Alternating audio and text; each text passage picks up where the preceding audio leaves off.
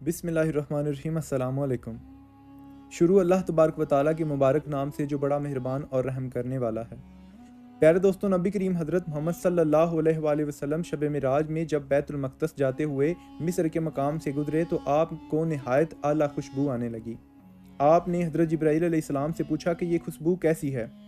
جواب میں حضرت جبرائیل علیہ السلام نے آپ صلی اللہ علیہ وآلہ وسلم کو یہ قصہ بیان کیا۔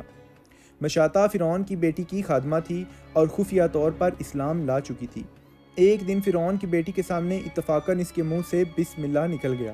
فرعون کی بیٹی نے پوچھا، یہ تم نے آج عجیب کلمہ کہا ہے، رب تو میرا باپ فرعون ہے، تو پھر تو نے یہ کس کا نام لیا ہے؟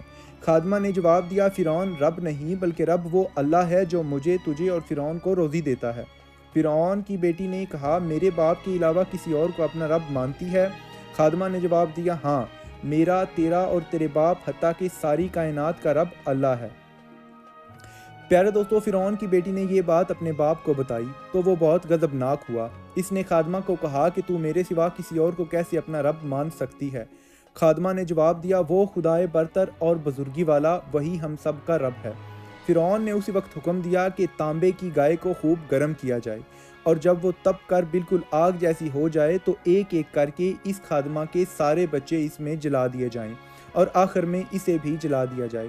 چنانچہ فرعون کے حکم کے مطابق اس خادمہ کے بچوں کو جلتی ہوئی آگ میں ڈالا جانے لگا اور وہ جل کر راکھ ہونے لگے۔ آخر میں جب اس خادمہ کی باری آئی تو اس نے فرعون سے عرض کی کہ جب ہم سب جل جائیں تو ہماری ہڈیاں ایک ہی جگہ دفنائی جائیں۔